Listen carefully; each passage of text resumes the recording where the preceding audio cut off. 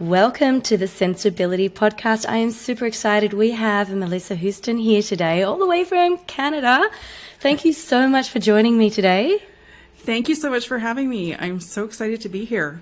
It's wonderful. I love that both of us are money coaches, and both of us have sort of more of a stable. Well, I still am the advisor, but you were a CPA, so you're an accountant. You've had quite a journey to get to this place where you help a lot of business owners and personal people with their money issues and whatnot. So I'm really excited to get you on this show to talk about something that's near and dear to both of us, which is how we can maintain our power, our financial power, so not to give it away. I think a lot of women really need to hear that message. Men too, but from conversations I've had, a lot of women just naturally do that. So I'm so excited to be talking to you about that today. But I want to, just so our audience know, if you don't mind, just sharing a bit about who you are. I've sort of done a bit of homework and done a bit of reading, and I love your story. Can you talk about it? Absolutely. So my name is Melissa Houston, and I am a CPA. I've been a CPA for over 20 years, but that actually was not my first career.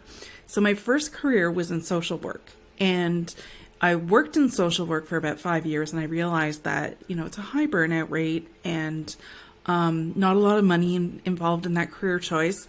So for whatever reason, I went back to school and chose accounting. I have no idea why. I think my dad made a suggestion, and it was just like, yeah, okay, sounds good.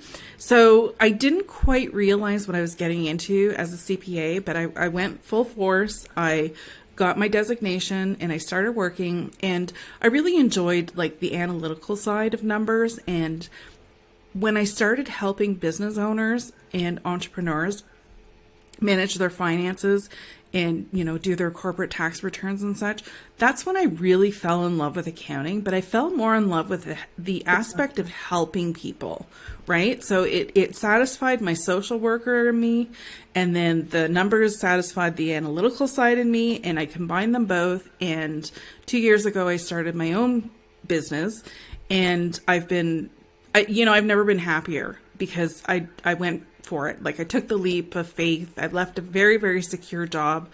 And I decided to go out on my own as a business owner. And now I get to help business owners everywhere. Isn't it amazing? My story is similar. I found myself I'm in financial planning, but it was all because I loved to help people. And that's sort of what motivates me with that work.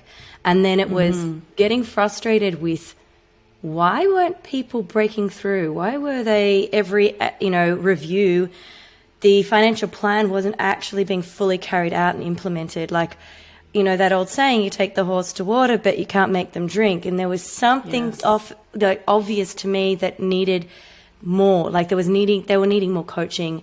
And so that's how I sort of fell into it. Again, it was more about helping people, because you want people to live their best lives, and money is just simply a tool for that, right?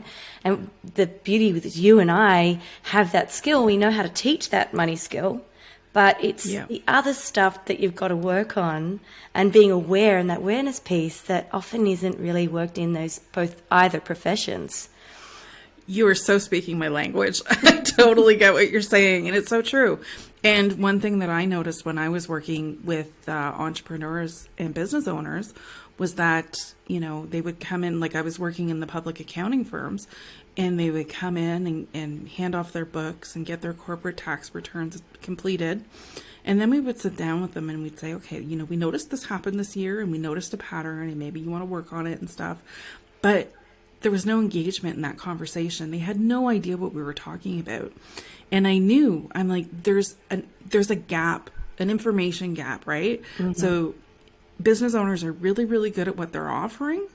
And then the accountant on this side is really, really good at helping them increase their profits. But there's a disconnect. Yeah.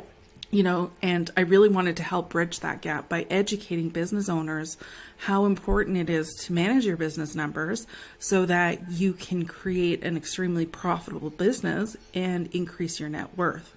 So that's why I really zoned in and chose, laser focused, chose chose to do what I do is so that I can help business owners become the best business owners they possibly can be. And you do a lot of coaching in that, in that space. I noticed, you I do. even something that would seem quite obvious to me was, you sort of go the focus on the revenue profit versus revenue.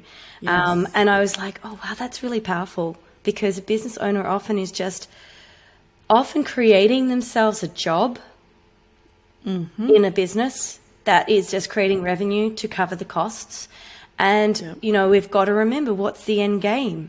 What is it? Yeah. I know we're going off to another tangent because we were going to talk about something else today. But, I mean, this is where your skill set is important to understand for listeners here, is that although we're talking about, regaining our financial power, Melissa is an expert in this space where if you are sort of stuck in business, it's really important to be aware, are you just creating revenue? Or is there a space that you're building to create profit? Then actually you've got an asset then. Because a business isn't going to be an asset if you cannot actually sell it on, or if you can, what's your succession plan, all of those things to consider. So absolutely important to follow you on that one. Yeah, thank you. No problem. But we are going to talk about giving away your financial power and why that's possibly the biggest mistake you'll ever have. And you see that in both coaching and also in business. Absolutely. And for personal finances, it's so important to stay involved in your personal finances, right?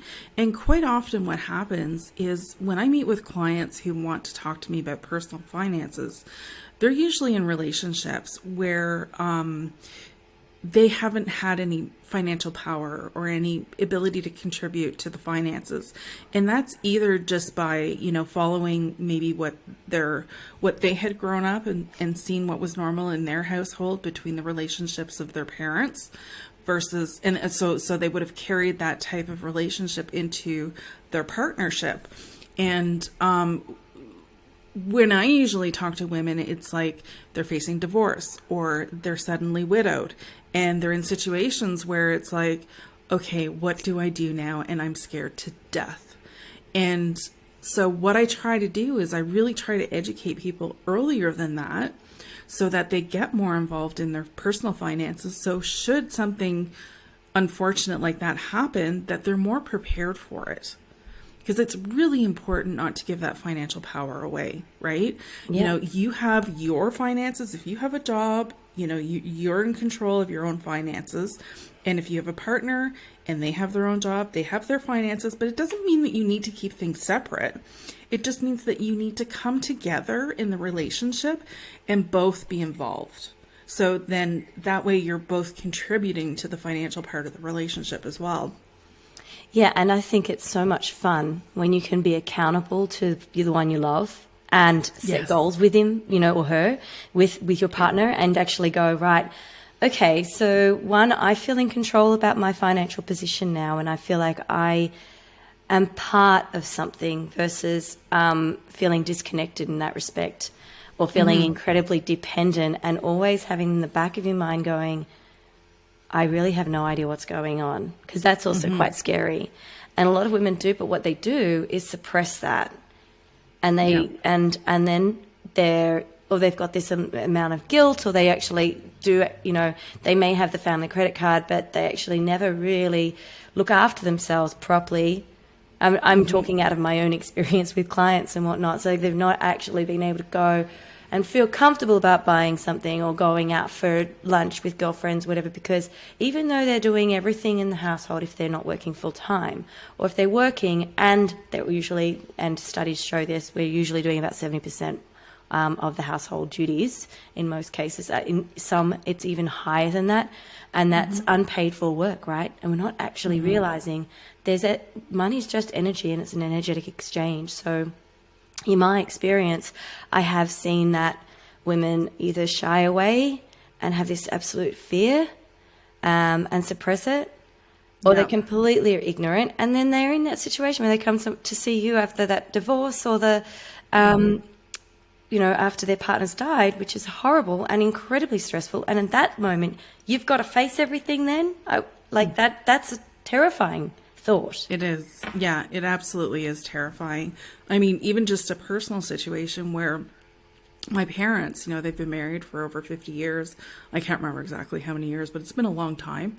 And my mom does all the banking in the house, right? So she takes care of the day-to-day finances, but my dad always took care of all the investments.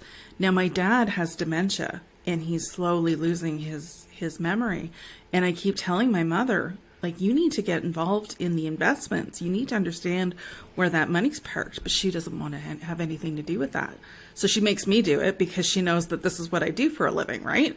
But I highly, highly advise against that because, she's always, I've encouraged her for 20 years now. She needs to be involved in the investing side of the relationship as well.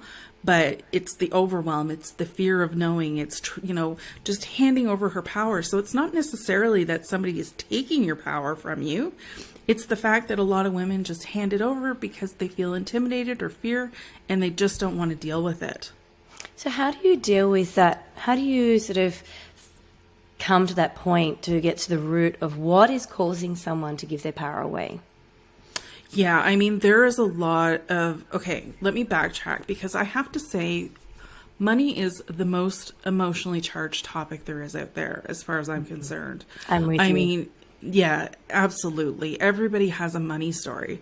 So when I start working with clients and I really try to figure out, you've got to meet them where they're at, right? So finding out what their money story is, understanding what's going on to motivate them to make the decisions that they're making.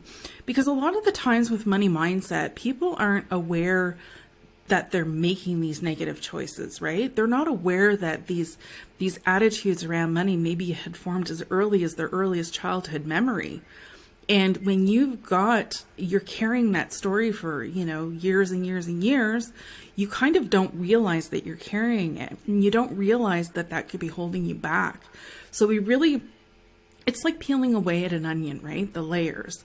And, the first thing I always do with my clients is, and whether it's business or personal finances, we always talk about money mindset and what your goals are so that you understand that you are in charge of creating your financial goals and there's no limit to what you want. And it's not a bad thing to want to build wealth because a lot of women do feel that guilt around it as well, right? And I see it a lot, especially with business owners where they're like, okay, I only need to make as much money as I need to get by. And my argument is always like, why? Why? Why can't you make more so that you can build your financial cushion, you can secure your finances, build a retirement plan, maybe, travel the world, leave money for your children, whatever, the sky's the limit. So getting to the root of what's going on that's holding them back is really an essential step because when you've got those thought patterns that are holding you back, you need to eliminate them. Mm-hmm. Absolutely. And as you made a really clear point, most people don't know what that is. So that is why it's so important to peel the layers of, so to speak, because we're often when we're in the situation, it's like being, in the forest among the trees, but you can't really see the trees or vice versa. It's like you're kind of in there knowing that there's something needs to change, but you can't personally pinpoint it, which is why getting someone like yourself, a coach, to actually sit down and find those patterns. And once you start seeing the patterns, and I've talked about this on my podcast many times, it's like once you actually start working on this, it's quite exciting. At first, it's confronting, but it is actually exciting. When someone transforms, you actually see it, they see it. And when they actually can finally get excited around their money, it's very exciting to get to, when you get involved in your money and you understand, how you're making it, earning it, keeping it, investing it, and you're making more money for yourself and stuff. To me, that's really exciting. That's definitely something to get excited about. And when I work with clients and I see that transformation, it excites me as well because, I'm showing them it's a gift. Managing your money is is a gift that you pass along to your children, and your children can pass along to their children. I mean, I don't know about you, but my generation was raised where we don't talk about money. You know, it was like a taboo subject. And now it's like, I always tell my clients, if you talk to your children about it, it's giving them the gift of managing their money, because that is what separates people from, you know, either being continually in that debt cycle versus building that financial freedom for themselves. 100%. The education. Yeah. When you're in a relationship, a lot of people have that fear about talking about it. I had a client who actually was terrified about talking to her partner about money. And when we did that work, we went to the root of the problem.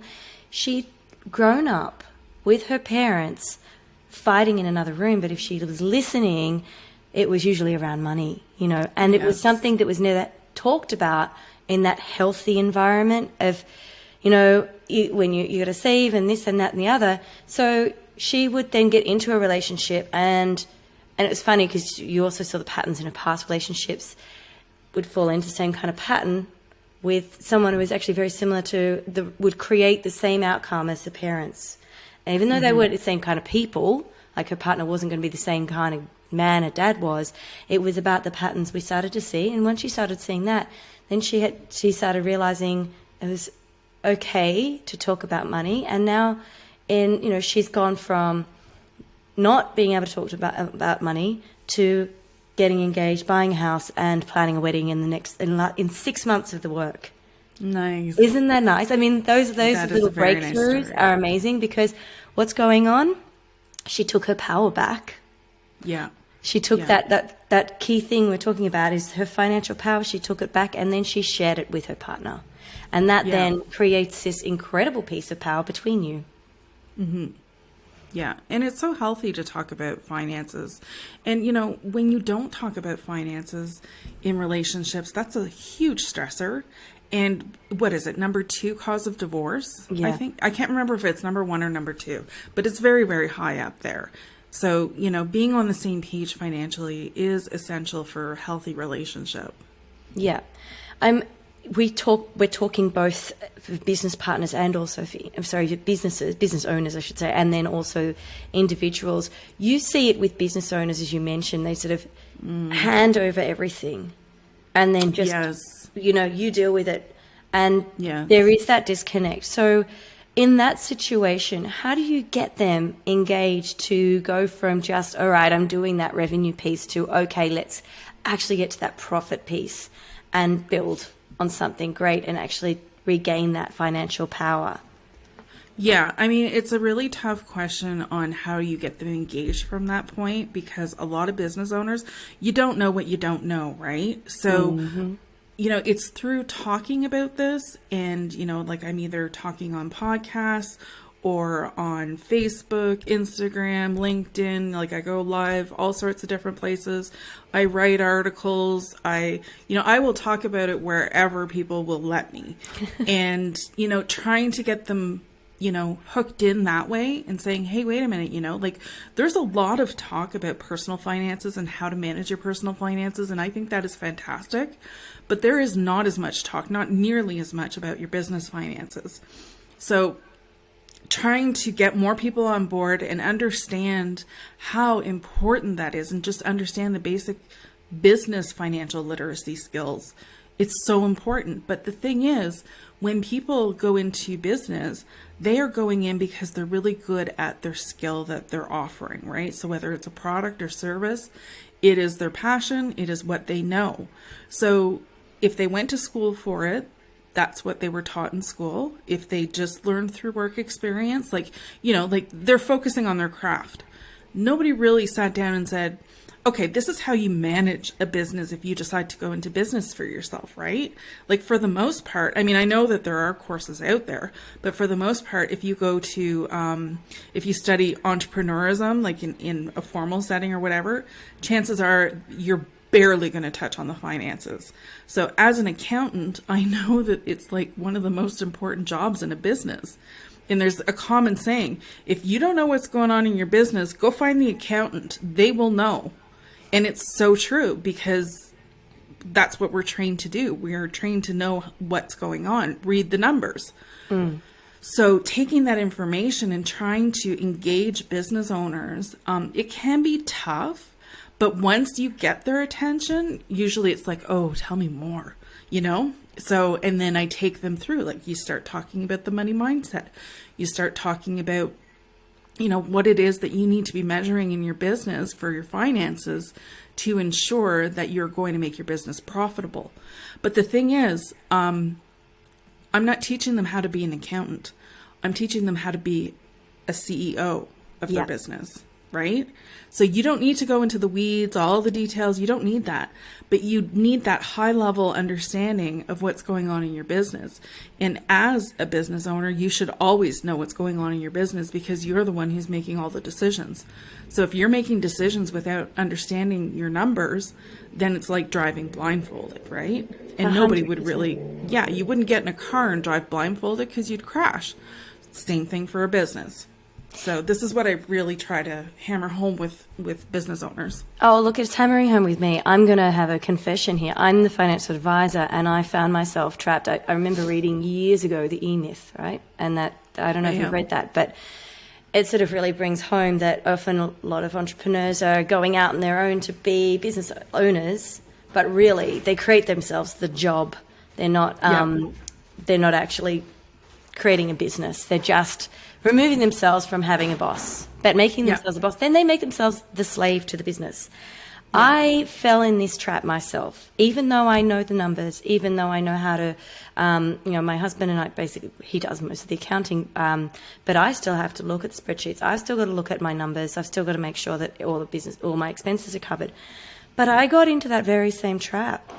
Like I recently had I've got a coach that looks at my numbers quarterly, looks at my business strategy, looks at everything, because I got to this point where I was going, how the hell did I get here? I gave my power away. I gave my power away to my business, to my clients. I love my clients. But what I forgot was the end game. What I forgot was because I got caught up in the day-to-day activities of being the financial planner, I forgot that I needed to actually step away, delegate more to grow my business. I forgot my end game.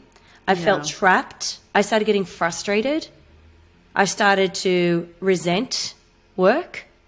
And I felt more trapped than a normal person because I couldn't just go and look for another job. I couldn't resign. I own it. You can't just go, bye, I'm done. I can't have a holiday. And all of a sudden I was like, I can't have a holiday. I can't sack myself. I'm stuck.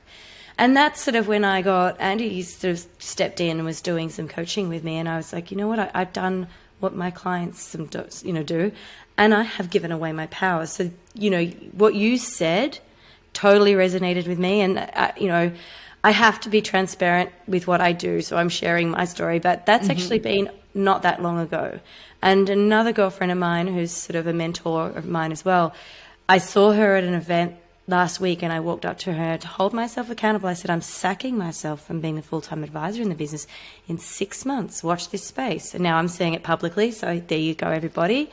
So Everybody goal has to hold you accountable. Exactly. So the goal is I'm going to bring in another advisor. The business isn't going anywhere. It just means that now I'm going to have someone else in here. Yeah. And by doing that, I can actually run a business properly. Yeah. But, that comes from a place of self-awareness too, which is amazing, right? And that's usually where you find your mindset issues, when you're self-aware, right? Mm-hmm. Believe me, I'm always working on this stuff because I'm a coach. Too. I'm the money mindset coach. I'm always doing the weeding. I'm always trying to work out where's the block coming from now? What's going on? So it was that was the biggest one for me, but it was one that I'd avoided the longest time because it really means a massive commitment to the business now and actually to myself to step back. So that sort of, I've had to really think, and I had to rethink my pricing. There's a lot in there, isn't there? When you go, okay, there's a lot. Let's focus on the profit. Oh gosh, I've actually just been doing the work and just covering the costs, That's sort of often the conversation.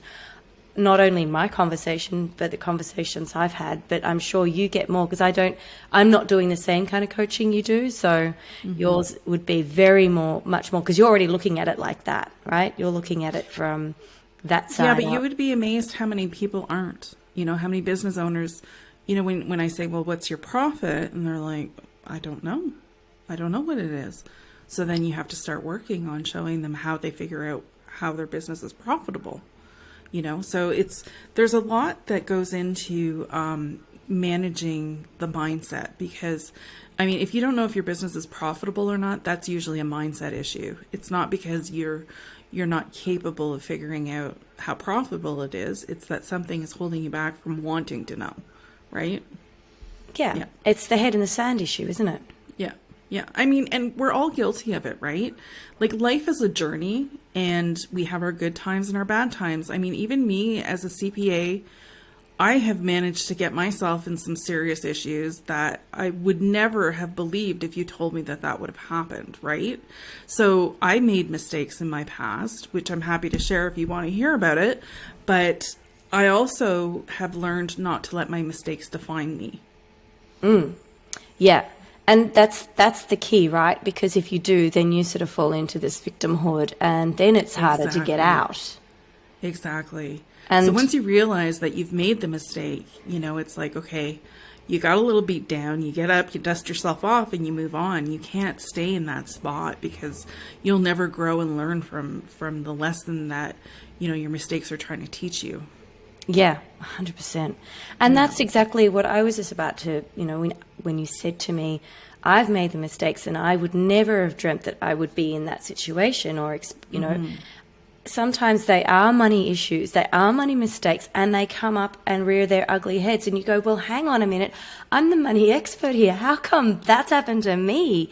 And the reason is, so I believe, well, put your money where your mouth is, so to speak. You're the one who actually is teaching this. So here's another lesson for you, which is going to help others. That's how I look at it. I go, well, okay, I did this with my own business. And I have multiple businesses, and I actually invest in businesses.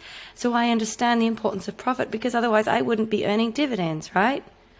I've got to, where's the dividend from my business?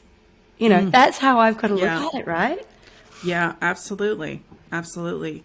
When you're owning your own business too, it's such a great creator of wealth. There's so many opportunities. So to make that investment on learning how you can create more wealth from your business, the ROI on that will be endless, because, year over year, you're going to be creating more and more profit just from an investment of, however many dollars that you're investing. First of all, you're investing your time, and then you're investing, if you're taking a course or coaching or whatever, there's usually a price tag attached to it. But then the ROI just keeps coming and coming and coming, because you've basically built a business that is really unstoppable. So understanding how you manage your finances in your business is essential. 82% of businesses fail due to financial mismanagement. So if you invest in the time that it takes to learn how to manage your finances well, then you've set up your business for the long term. Absolutely. And the other thing I wanted to bring up is that end game. So often people want to be in business. Usually, the first thing that comes to mind is like, oh, freedom. Yes. That's a crazy misconception What a myth. there, let me tell you. I just told you, everybody, there is no freedom unless you unless you do exactly what you're suggesting, Melissa, is being in control of the finances and making this a money-making machine, right? Then you have the freedom. But there is that investment first, and that's the end game as well. In Australia, we have a compulsory savings scheme called superannuation for retirement. It's like the UK have their pension. I'm not sure what you've got in Canada, but I know that a lot of business owners here, because they're not paying themselves a salary, there's no compulsory contribution happening to their retirement. I'm sure you're seeing a lot of that happening as well, that there's not an end game with business owners. Absolutely. Most of the business owners I start working with are not paying themselves a salary. But once they start working with me, usually it's in the first coaching session. I'm like, you need to pay yourself a salary, and there's no exceptions. Because what happens at the end of the day after you've paid everybody else and you've forgotten about yourself? You never pay yourself. Like, you're just... it's the curse of motherhood kind of thing, right? Like, you're giving to everybody else, but you forget about taking care of yourself. So that is like, and it's not just women who do that, it's men too. So you got to make yourself a priority as a business owner to ensure that you're paying yourself and not just paying yourself with scraps that are left over. So that's definitely an issue that I see all the time. Yeah. And do you get clients at that? Because I find myself as not in the business coaching side, well, actually business coaching too, but more so in financial planning. There's a trigger event that often, like you mentioned earlier, the divorce or becoming widowed, that often will motivate someone to come and see you. In the business world, it would be potentially that, oh, sugar, I haven't got a succession plan. I'm on my way facing the next 10 years and I really want to slow down, and I don't know how that's going to be possible. Do you have that a lot? Are you coming across that? I don't hear a lot about succession planning. I think that comes much, much later. What I typically hear are the real immediate issues. Like, I just got a $30,000 tax bill and I have no idea how I'm going to pay it. I just got, I don't know, like just life events that have just more of an immediacy, right? Like just something that has to be dealt with right away. That's usually when clients are like, oh, maybe it's too late. You know, like it's that sense of urgency. When you think about succession planning, yes, you and I would think about it because that's how our minds are trained. And, you know, we understand the importance of succession planning, but that tends to sit on the back burner of so many entrepreneurs because they think they have time, right? Mm-hmm. You know, so, and that's another, like, it's a valid issue, just like, you know, so many other things that the earlier you deal with it, the better plan that you're going to have, or the least amount of, I don't want to say work, but like, you know, the more you start investing the earlier, then, you know, the less cash outlay over time. If you wait to invest in the last 10 years, you're going to have a huge cash outlay to invest, right? So the earlier you do it, the better it is. Like, it's just easier. And if you wait later, it's just like you're really going to notice that money missing when you're investing for your future. Oh, so it's always recommended to do it earlier, but unfortunately a lot of people think that there's, you know, much more time to do it. You know, I'll do it later. But I find when it comes to finances, it's almost like the same as legal in your business. Those are the things that people don't want to deal with because they're so boring, or they're so, there's not that immediate gratification, right? It's like, there's this idea that if they protect their business legally, or if they start managing their finances better, they're not going to see that immediate result like they would if they were selling a new shiny object, right? Mm-hmm. Or it's not as glamorous as, you know, coming up with this great marketing plan or whatever. But these are the things that are going to save your bacon at the end, right? Yeah. Because if you don't think about protecting your business asset legally and something happens, you're going to lose everything. So too little, too late. And same with your finances. If you don't protect your business asset and manage your money well, you know, it will be a too little, too late situation. And we can bring that back even into personal finances. You know, just coming back to, because we're doing two sort of pronged subject matter, really, aren't we? Because we've got the business side of the world, but we've also got the personal finance side of the world, and it's the same kind of thing. Like I got for the first time, and I've been doing this nearly 20 years too. So for the first time, I got the youngest client. She was 24, and I was like, wow, that is awesome, because my clients are usually in their mid to late 30s and up until retirement. So, and most of them are up in the sort of 50 zone, right? Because that's when they start going, I've got like 20 years and then I'm done, you know, like I've got to get my act together. Mm-hmm. And the 24-year-old blew my mind, because she was like, if I start now, I'm going to like have so much money. And I'm like, why don't we all think that way? But I also want to bring home that if you just start, doesn't matter how old you are. Yes. And bringing back what you just said about, you know, getting the legals and getting the finances right, that is also important with personal finances. If you've got children, get your wills sorted out, getting all that sorted out, get that done. Your life insurance. Yeah, your life All the insurance. stuff, All of those key things are so important. I know they're not instant gratification, but believe me, if a trigger event happened, you'd be grateful that that's, packed away in that drawer. Your family members know about it. It's sorted out. Same with getting just little bit by bit savings happening. Or, just taking some control, getting your head out of the sand and actually be in some level of power over your finances. Absolutely.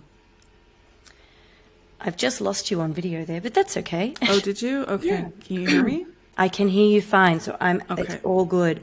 So yeah, there's a lot look, this is a kind of subject that could go in so many different directions because many of us do give away our power, but most of us don't even realize we're doing it. So I guess I would love if you've got any case studies where you've seen someone completely unaware of their situation, where they've come to you because of some immediate situation, but you've unveiled what really is going on. Absolutely. I recently just had a client that I've worked with, and she was in a marriage, and she always let her partner deal with the finances. It wasn't a controlling relationship or any of that by any means, but she got to the point where she wanted out of the marriage, and she went, they were going through the divorce proceedings and stuff, but she realized this is going to be the first time in my life that I am responsible for me. So she went from growing up with her parents, having her parents take care of her and the money situation and stuff, to getting married and having her husband take care of her and her money situation and stuff, and then leaving her husband and realizing I am on my own and I am scared to death. So, and she's always been very open, like it was always her choice to let him take care of everything. So with the coaching, she's like, I need to learn how to do this myself. So we worked through, and she was also a business owner too, but she let him take care of everything. So as she learned how to do it herself, her confidence improved. She felt very empowered. She actually went out to buy her first car all alone by herself, because it was COVID and she couldn't bring anybody with her. And so she said she felt fantastic. She felt like a real, grown up to be able to do something like that. And she said she never would have done that, a year ago. So just and she went and she rented her own house, and she has her kids coming, they have shared custody and stuff, and just, making all those financial decisions herself and knowing where to invest her money, because she got, a big settlement and stuff. So it was just like, it was really good for her to be able to take care of all these things and to know how to do it. And she says she has zero regrets on, understanding her money and, investing that time that it took to learn. And it doesn't take that long. And that's what people, I feel they shy away from it because they think, oh my God, it's going to be different for me. It's going to take like 10 years or whatever. And it really doesn't. When you're working with somebody who breaks the steps down for you and is there to guide you every step of the way, it's so much easier. And it's just so freeing because you're learning what you need to know when you need to know it. And it can literally take just a couple of months instead of, what people think that it's going to take forever for.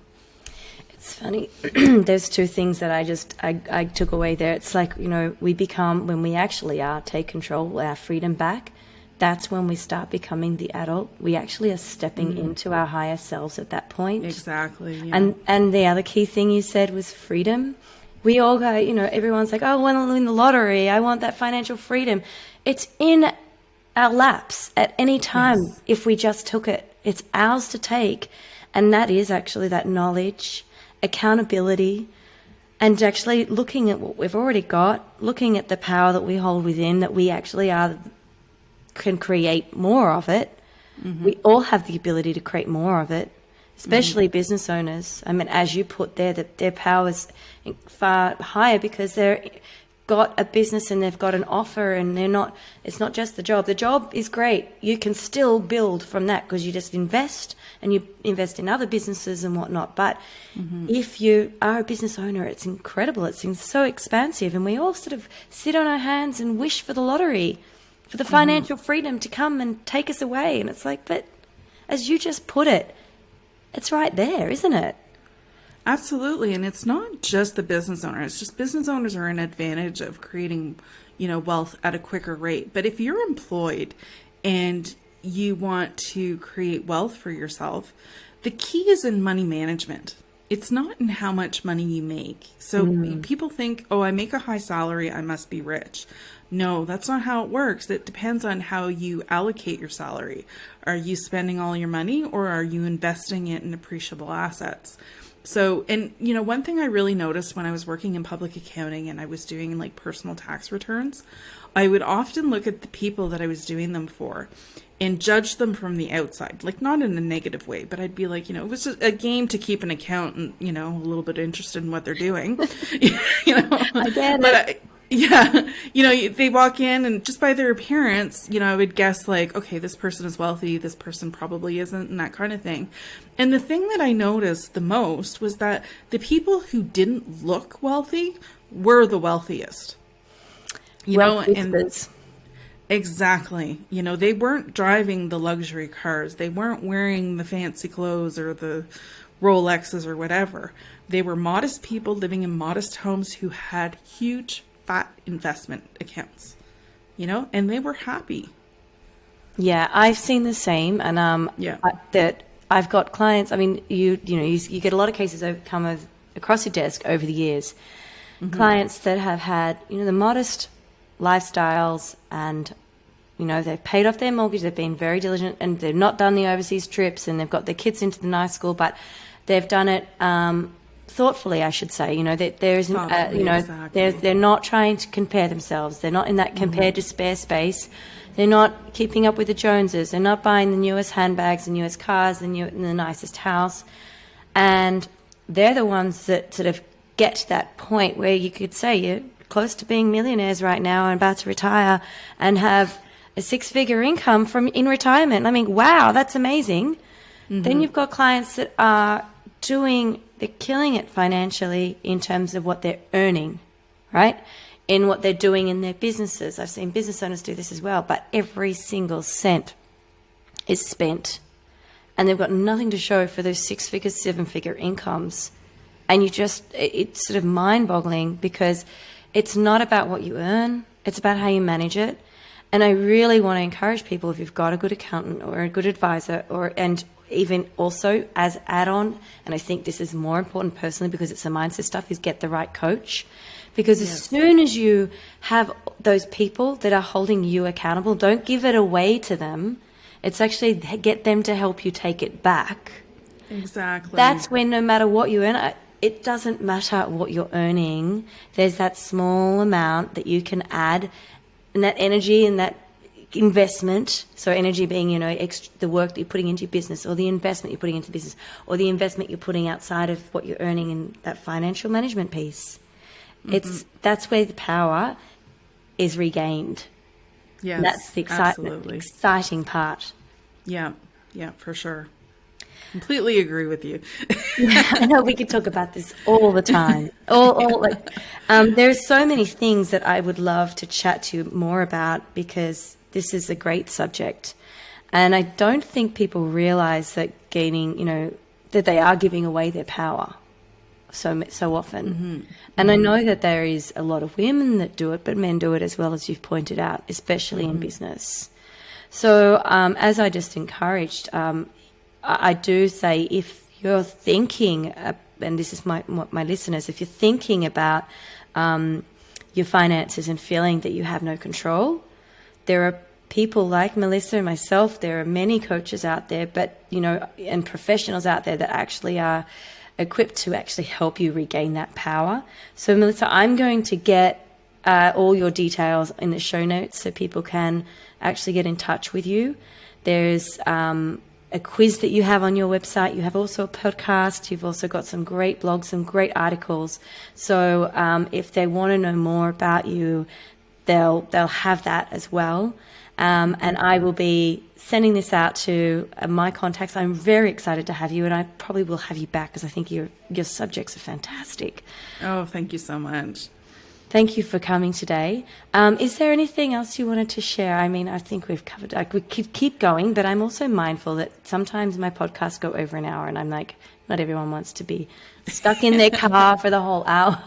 Yeah. I mean, the most important thing I would want people to take away from the conversation today is to really not give your financial power away. If you are not, if you don't know what's going on in your personal finances or even your business finances, now take this as a sign. Get involved. There's plenty of resources out there that can help you get in touch with what's going on with your finances. And finances, really, they are a pillar of your health, right? You've got your, 100%. You've got your physical health, your mental health, your financial health, all different kinds of health issues. So when you're financially burdened, it really affects your health. So you need to make sure that you're checking in with your finances and managing them well. So that would be what I really, really want people to take away from this today. And don't be afraid to reach out for help. Yeah, absolutely. As you already put it, it's one of the biggest causes of divorce as well. Mm-hmm. And so many things are preventable. So I absolutely agree. It can be a massive cause of mental health problems. So if you are struggling, there is a lot of help out there. So I hope that this message gets to those that really need to hear it. I do too, yes. Thank you so much for joining us today. And if you love this... Thank you so much for having me. Sorry. Thank you. Absolute pleasure. And if you do love this, and also listening to Melissa's podcast, please share, subscribe, obviously like, and also leave a review. Thank you. Thank you. Have a great day.